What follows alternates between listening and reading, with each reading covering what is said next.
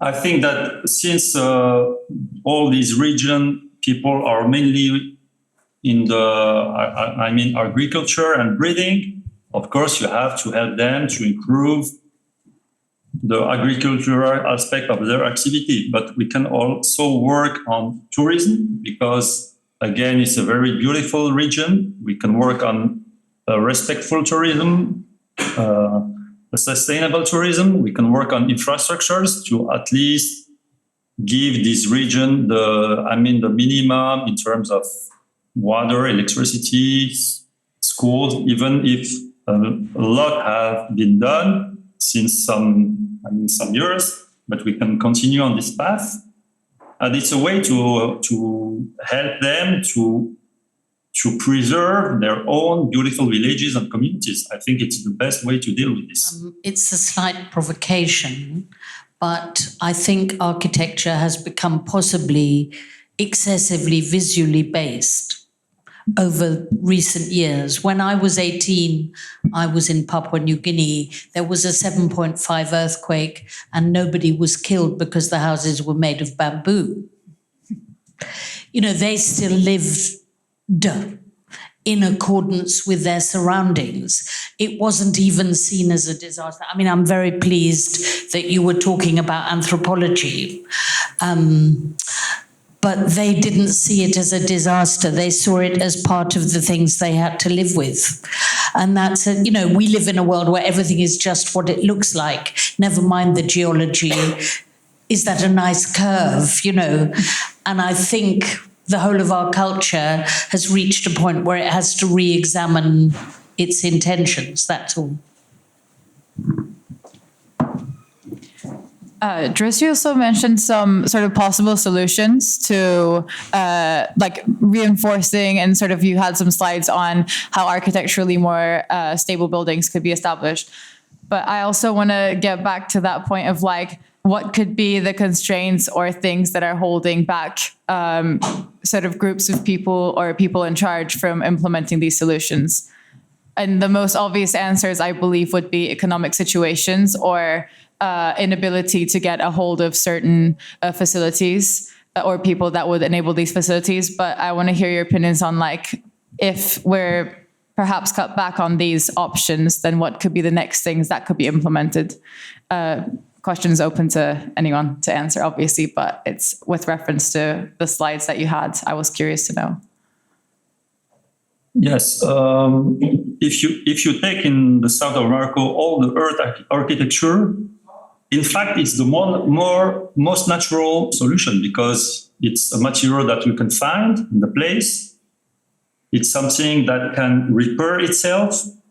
It's sustainable. It's natural. It's a good in terms of thermal comfort. So it's very strange that years later and decades later, people feel that concrete is better. It's more solid. It's more efficient. And it's very strange, but I think we have to work very in modest way with people to help them understand and even help us architects understand that in this specific context, I mean, it's the best way to build with this kind of materials, stone, earth, and it requires a certain knowledge because if in years you start to lose the habit to build with this material, of course, you lose the technique, you lose the specificity. So we have to, again, learn how to build with earth, and more we have to improve because now we have technical solutions like some elements in concrete in the foundations. It's not a crime to use a little bit of concrete. For example, for the foundations, we have some metallic elements to strengthen the earth construction, the angles in the stone, the wood. So, it's the work of the authorities and the architects. And I'm sure we will have some beautiful results, but it's a pedagogic way we have to follow. I feel that the cheaper and easier options are mostly preferred could be one of the reasons why we maybe got further from the points that you've mentioned, the original building materials, perhaps. The concrete is not so much cheaper, and you have bad comfort thermical comfort. I mean, there is now a feeling that concrete is better, is much solid, and it's in this feeling that we have to work, I think. Yeah. Obviously, there's been most of the houses, both in Istanbul and also in the earthquake zone, the affected area from the February earthquake, were not earthquake proof, obviously. And there's also this big housing crisis in Turkey and in Istanbul, regardless of you're a citizen or if you're a migrant or a refugee. So I was going to ask, what do you aim to do at the after this research and at the end of the research phase? What do you aim to do with the solutions that you have gathered? Well, like in the way our outputs are designed for the moment is really integrating our research purposes with what can be done practically with local advocacy groups, the urban planning chamber. Sorry, I don't remember the name. You understand the one I'm referring to. And there are like groups like Beyond Istanbul that have been active like on the housing front as well, like even among migrant and refugee groups, but not necessarily speaking to the disaster agenda in like the way. So like the thing of disaster will necessarily be in conversation with what like has been done from a, let's say, more activist perspective over the last 20 years, housing-wise, for migrants and refugees in particular. But I mean, as you know, like this also speaks to the literature on housing, academically speaking. There seems to be a different body of knowledge and different type of conversation, but it does need to kind of merge into what we're doing here, like on disaster. So in terms of findings, of course, like hopefully that is gonna inform what advocates for safer housing and better life for everyone, not just for local citizens, can ever do. Like, so hopefully like we will unite forces for that. But again, like it's, we've got 3 years ahead. Like with the grant that we hold at the moment. So let's see, it will be good to meet like in 3 years' time to see how we had to change plans, if ever. I was just wondering, like, how can we address the impact of climate changes as we are seeing more and more earthquakes and natural catastrophes, and how can we address them on UNESCO protected heritage sites? Especially considering that the UNESCO usually has very strict guidelines and rules that we have to follow, and that requires mostly to restore these places to the identical, like to the original. So how can we navigate through that? I mean, I do believe that I think it's about the value of the architect in these regions as well. As I mentioned, like when the design of a construction is very much led with motivations of other parties than the architects or engineers, then you like kind of inevitably face issues with climate change, because then where is the design and where are your values? Those are the questions that I think address climate change. And then many important heritage buildings were kind of destroyed in the earthquake that happened in Southeastern region as well. But then again, I think it comes back to the question of like awareness. How do we what do we expect from these professions? I think this is a very controversial point following that, but I feel at times of big tragedy that we have lived through both in February and in September, in this case of Morocco, we seem to forget sustainable building or climate change as we are rebuilding in a hurry to house all of these people that have been displaced. So it's really important to remember at what point we go back to thinking about how sustainable things are going to be. Just a little time. You know the difference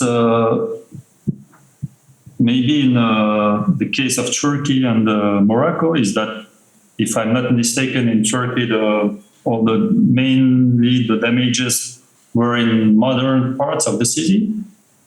And in the case of Morocco, the most affected areas were, in fact, vernacular architecture, which are by definition in Morocco sustainable. We have a lot of lessons to learn from them.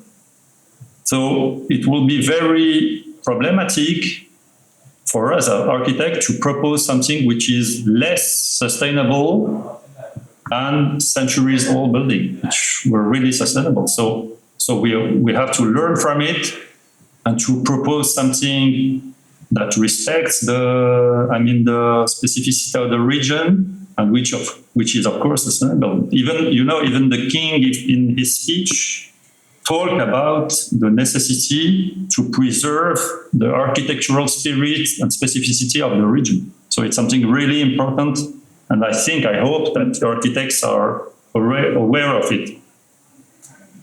Because you also mentioned like heritage and sort of existing, that makes me think of existing buildings as well as modern ones.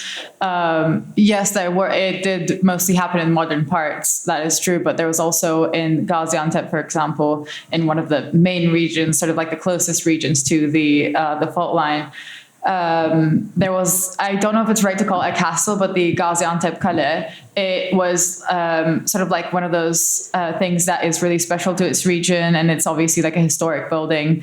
Maybe that comes to show how it wasn't reinforced correctly, or how it wasn't preserved to the right standards, because that also collapsed, and that isn't only obviously a sort of physical threat, but that's also a loss of history and a loss of culture in that area where they sort of have specific things that carry the essence of that culture. And once those things are gone, it's really hard to get that back. I was thinking about how disasters can increase social cohesion or actually divide populations further. And in the Turkish example, it's quite obvious that existing fault lines in society were further exacerbated by the earthquake that happened in February. And either it's a disaster in the moment or the idea of a future disaster, which is the Istanbul earthquake I'm referring to mostly.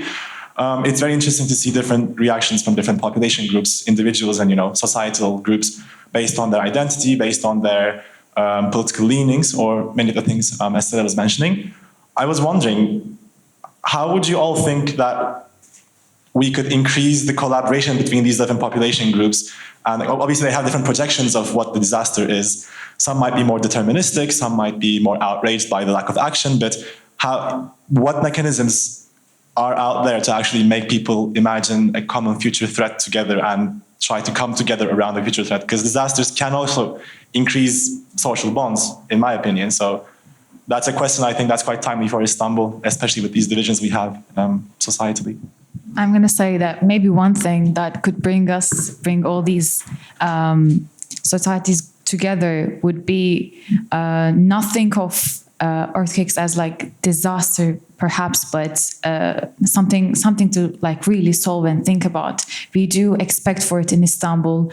It wasn't expected in the southeastern region, but then it did happen, and it happened very like in a very isolated place. Like the grief kind of stayed there, and it didn't come. Perhaps it didn't spread so much as I would expect. So maybe one thing that could be done is just to think of it, just to think and put it on the table that this needs to be something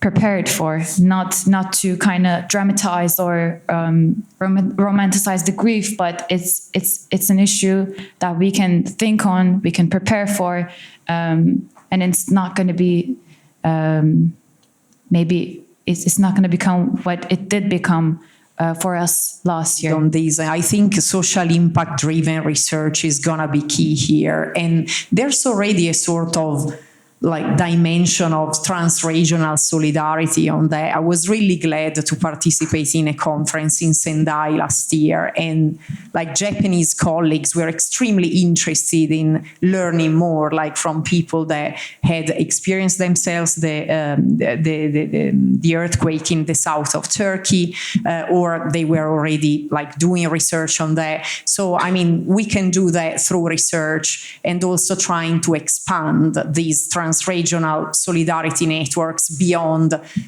government to government relationships and intents, because of course research funding is going to be dictated by governmental relationships. So like start doing that kind of research will enable us in the future to develop it further, to develop such solidarity further beyond like even normative approaches to that.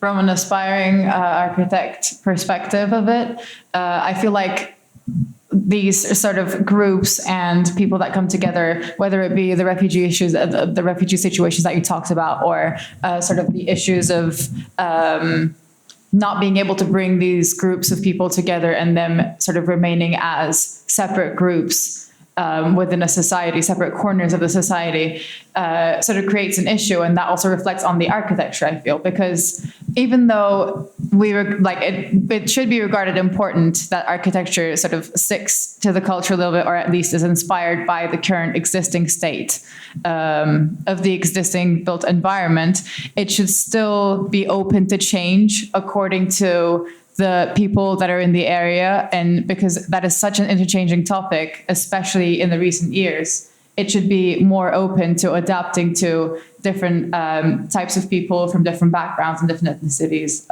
and different preferences that come with it.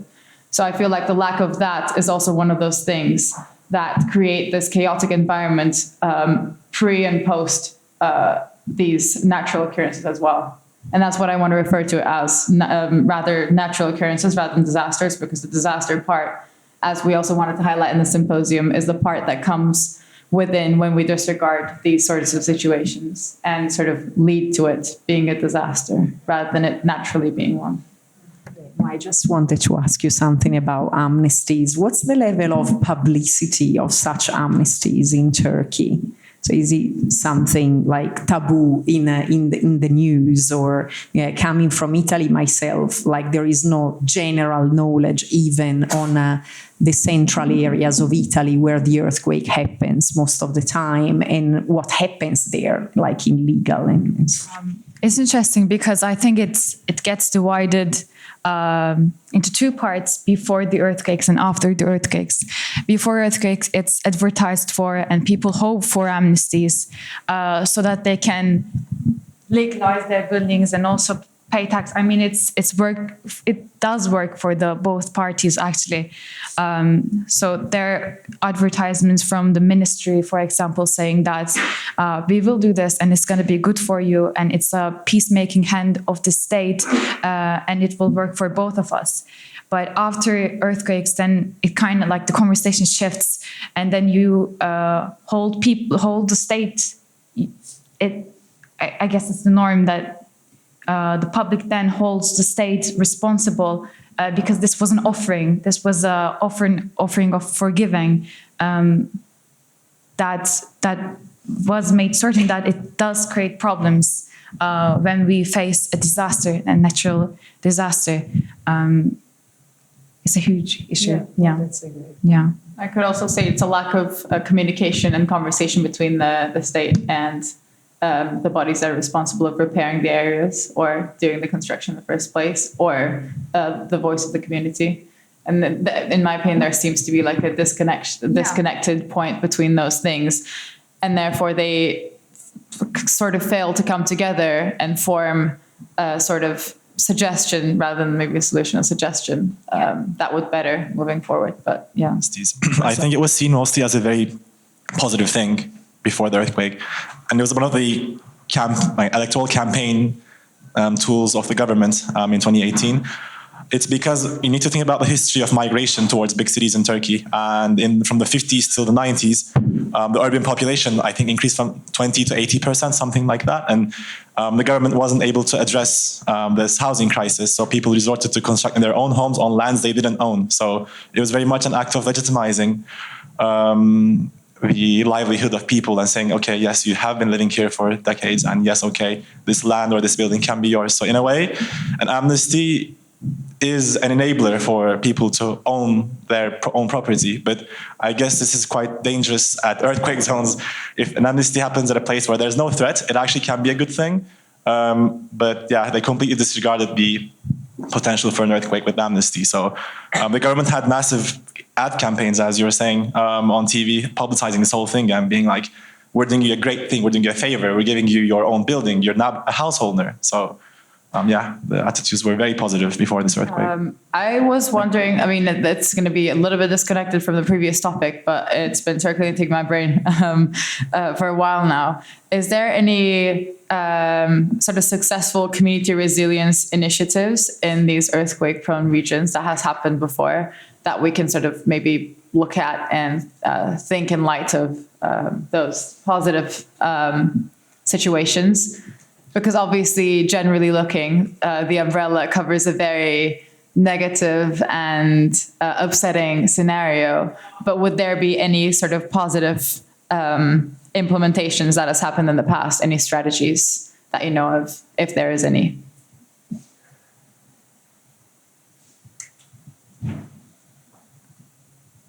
Okay. No positive result. So we're aiming to come up with some, hopefully.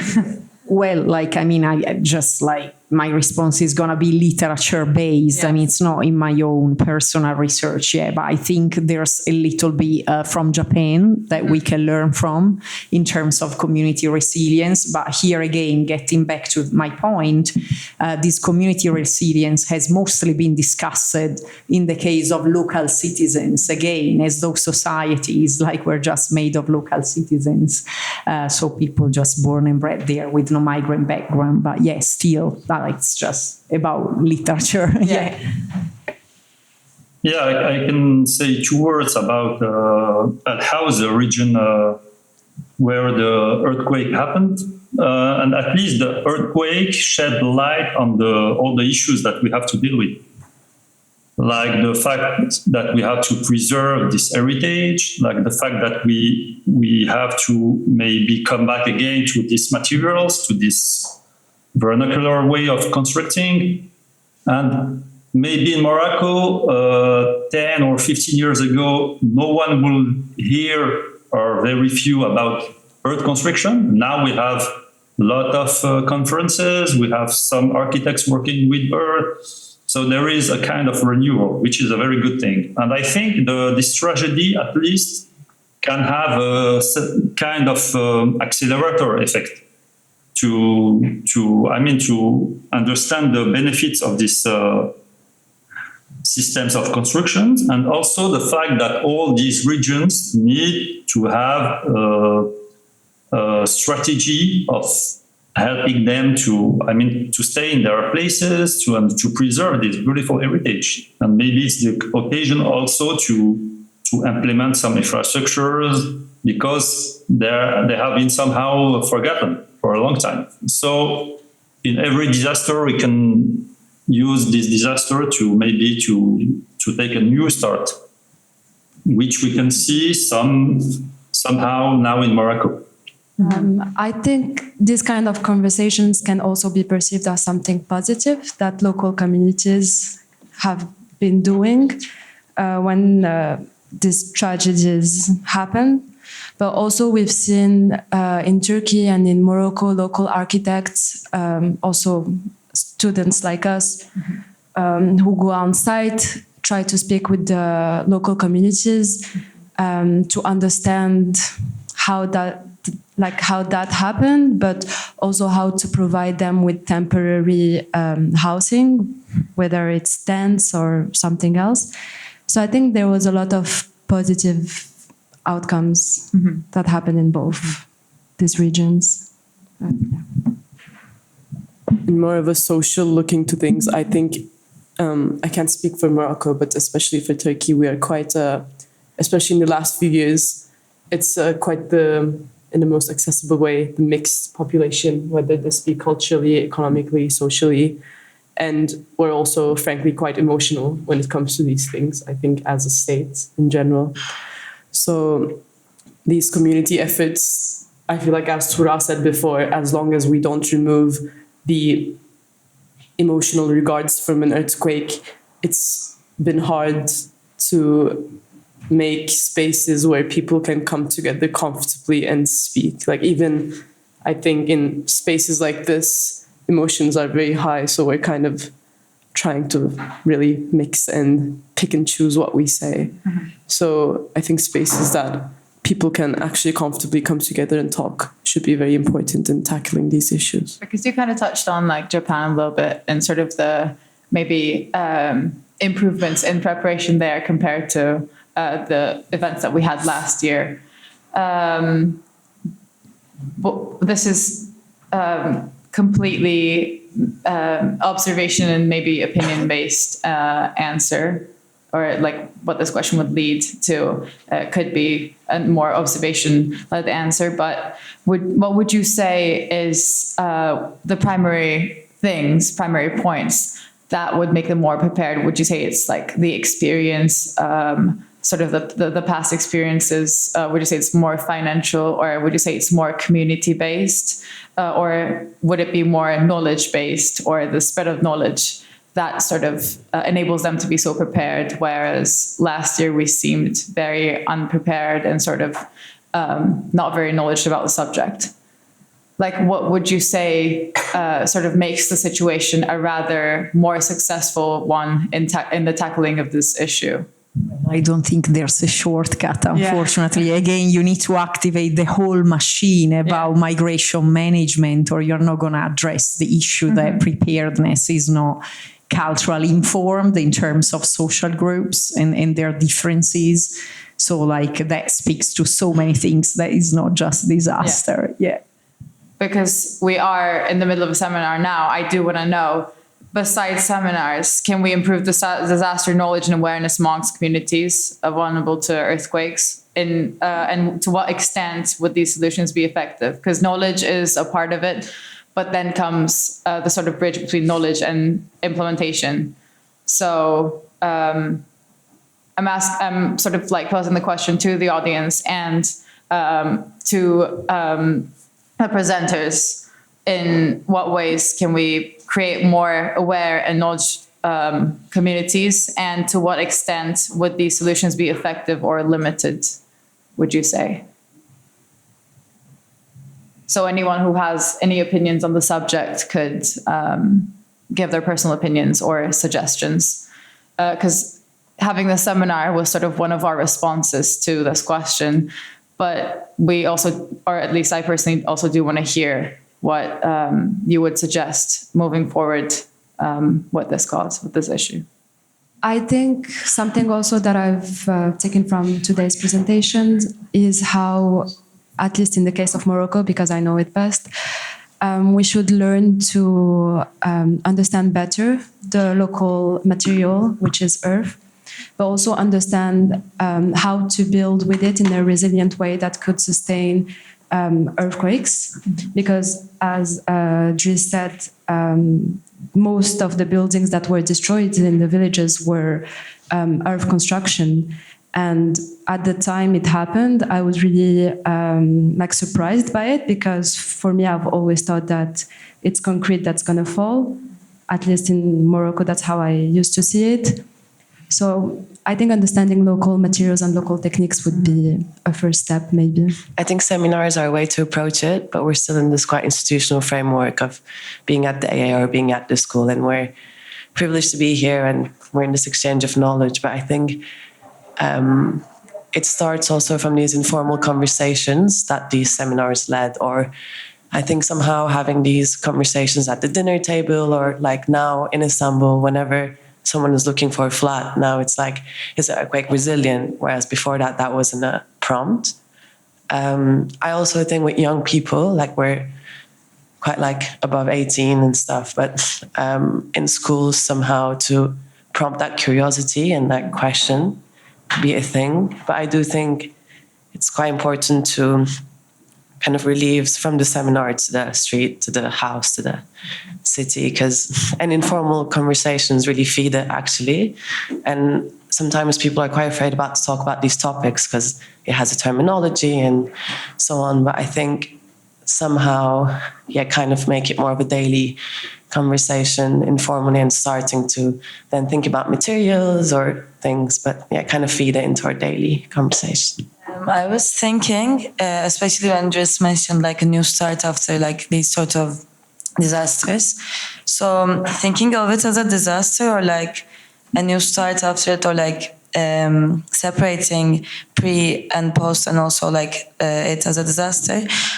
I've been thinking about like if it's the best way to approach it, or maybe because if I think of all the other disasters, including the earthquake is probably the one which we cannot like hide away from or like run away from.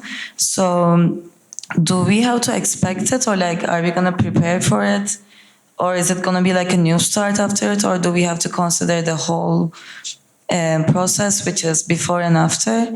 Or actually, like, should we perceive it as before and after? You know, like, that's my question to everyone, actually.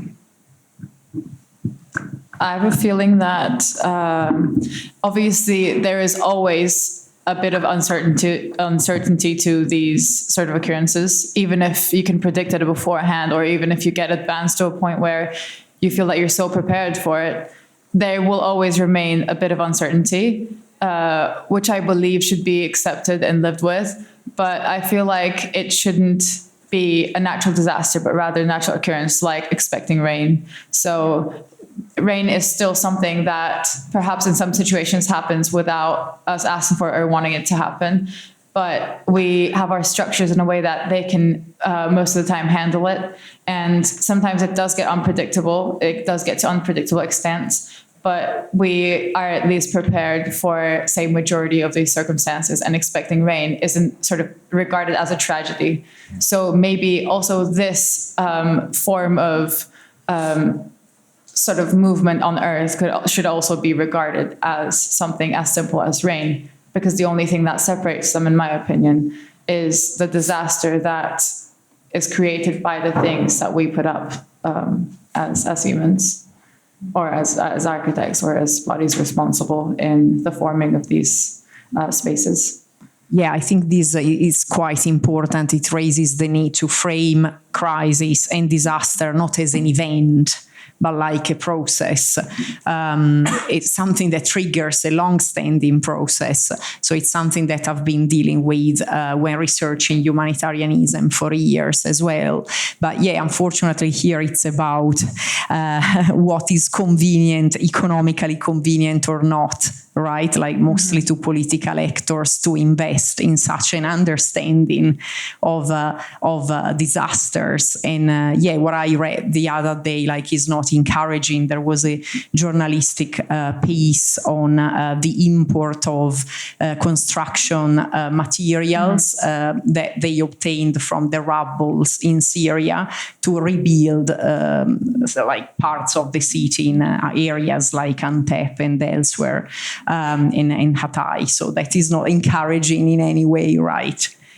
So already recycling shoddy materials for that, because of course the common way of dealing with that politically is, okay, it's just happened, I'm not going to deal with it for the next 100 years or so. So yeah, that like requires a political answer necessarily, I think. I also wanted to comment on the political aspect of this. I think we need a change in the political discourse around this.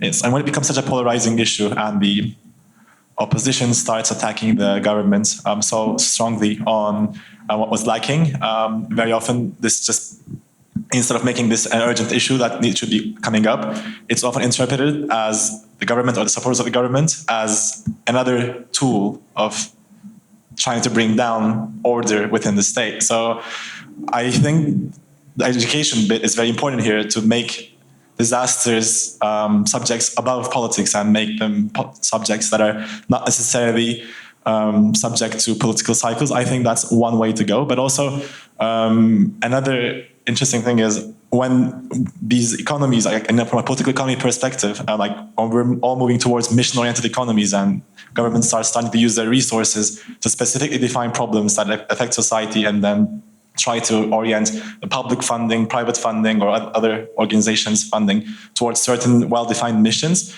Very often those missions that are targeted successfully are those, again, broken away from political cycles and as treated as long-term issues of like multiple years. About outside of political cycles. So I think the political discourse could be changed there to make this issue something that's outside of the typical daily debates we have. And I guess that's partially happening now with, you see in the Istanbul mayoral elections, for instance, both candidates, their number one priority is the earthquake that's pending in Istanbul. So that's potentially a sign of change. But again, I personally am not too optimistic because we saw what happened in 1999 in Turkey that killed 20,000 people. Then the same thing happened 20, 25 years later. And often I guess this depoliticization, I'm arguing against what I said now, but maybe the depoliticization often doesn't help in the ways that we anticipated to as well. So just... I mean, it was so interesting to hear both of your comments about first the process that you were mentioning, the process of like kind of getting ready for it. I think that is kind of treated, that also has this like epicenter, and there's paranoia and people start having their kids in their homes, but then it's forgotten. I mean, after the 99 earthquake as well, politically, I think the earthquake also has been used as a real estate dream. And like the way it was directed was to like, we're going to make new buildings, or we're going to add some flats and we're going to sell it for more, rather than focusing. I don't know if it's that process as a curriculum, or is it like something that like it's worked with like kind of independent institutions. But it's like living in Istanbul, you really see that kind of moment of heat, and everyone has their kids and the media is always talking about it and everyone seems to be ready. And then obviously we talked about anxiety and paranoia, but there's like a way that that is used as a capital, but not as a process. It's more like cut in. I don't know. And in light of that, it also feels like a temporary solution when they propose certain things, whether it be in elections or whether it be in the initial like tackling of the issue. The things that they suggest sometimes feel very temporary rather than permanent. So you start to question what is to come, not what has already happened, but how this would perhaps like prevent something rather than like only solve it for, in the meantime. So yeah. Touching on that, I think I would say one of the main issues we have in Istanbul, which is also predicted to have earthquakes in the future. I think one of the most scary parts of this is that obviously the dense sort of urban sprawl that we have, and that also comes from a place of very sort of mixed demographics and sort of scattered ways of that architecture coming together, and sort of overnight settlements and sort of, if you could say, unforeseen activities or unplanned activities. But yeah, one of the issues would be, I would say, is the urban sprawl. And the other issue I would say is that the lack of collection areas. So in your presentation, I think one of the things mentioned was like people's responses to how they sort of saw the situation as a hopeless situation and they didn't know how to tackle it. So they saw it as an inevitable thing that's coming towards them. And personally, from my parents and my friends back home, this is the same responses that I hear. Wherever you are, whatever you're doing, and whichever time you're in, it's still going to happen and you can't really run away from it. And that, I think, also comes from a place where even if you get out of your house, there's nowhere to run to and nowhere to go to. So at this point, both architecturally and the way you've, and the way Estela has mentioned in terms of people's responses, how could you maybe like tackle this issue or respond to it in the limited time that we have, since the predictions are not too far away from the present day? I mean, we need to take into account what, like, you were saying earlier, like about the need to understand the local cultural approach, like to something like that, when you said like people learned how to live with it, like reminded me of how crisis overall is also perceived, like by the Lebanese population I've been working with for the last 15 years.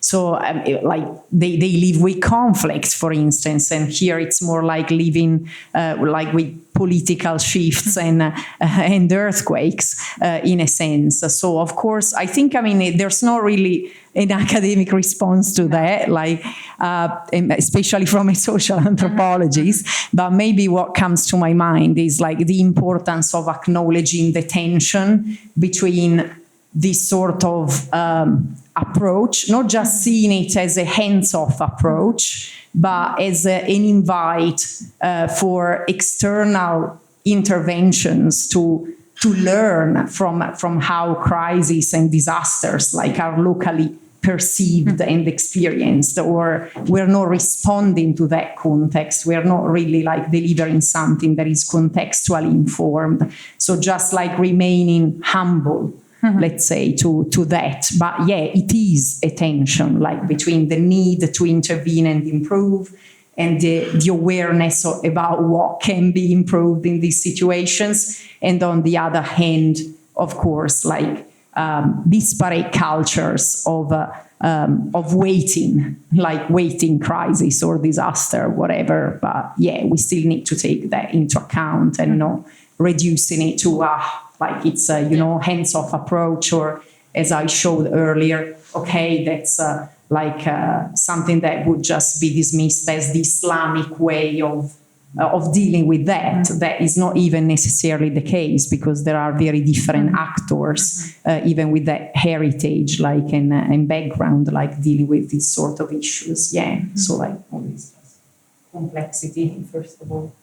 Tura, do you think, is there any like sort of emotionally strong part of the conversation where, for example, people, the loss of hope leading to loss of action, or anything of the sort that you have any opinions on? Yeah, so I've been working in an architecture firm in Istanbul for like last 6 months now. And we do talk about earthquakes, but whenever I feel the need to mention something about it, I use the word earthquake, and people think that an earthquake is happening because like that's the word to be avoided. And we kind of, me as well and my friends, we get mad at each other for no reason, like with no reason of using that word. We put it in our conversations and just like make the moment about it, so we avoid it. Maybe that's the first thing that we need to focus on. It seems that it's so much bigger than us. Like we are so incapable of solving, because like this, the status of housing in Istanbul, like it needs years to recover, and we know that it might not be enough time for us to tackle all these issues. So we instead kind of focus our attention to other things, I guess. So if you can't tackle it, you tend to avoid it a bit. Yeah. Jess, would you say there's anything similar in the Morocco situation where, for example, in this case, because of the absence of those sort of gathering areas, people start to lose hope in the situation when they're not seeing any action happening? Is there any similar issues within the urban fabric of Morocco, or is there any sort of similar sense of loss of hope and avoiding the situation? Yes, I mean, actually, the earthquake highlights already existing issues. In the case of the South region, I mean, all the issues were highlighted by the tragedy. Again, the lack of infrastructure, the poverty, the problem of the roads, and so on. And I mean, if we don't bounce and work on this occasion to improve these issues, I mean, we will have huge problems. So it's a very specific region again, because we have this heritage, we have a lot of lessons to learn from it in terms of reconstruction, of sustainability. And as I said before, it's an occasion to have a virtuous actions to implement to improve the situation. But we can, in every tragedy of our situation, we can act in a pessimistic way and think that we will have more and more problems, or we can act as an opportunity, between brackets, to improve things. And we feel that there is a window, an opportunity, because more and more architects are interested by this sustainable construction techniques. We have more and more associations which work with the communities. We have more and more sustainable touristic projects. So there is a kind of virtuous direction. We have to all work to try to stay in this direction. It's a question of volunteer. Maybe as we slowly close this session, we all reflect on kind of what really the word, as Tura said, earthquake means after so much tragedy, as we try to kind of disconnect ourselves emotionally and also politically, because that was still a turning point and it was much more than a disaster. And if there aren't any more questions, we can kind of close on that.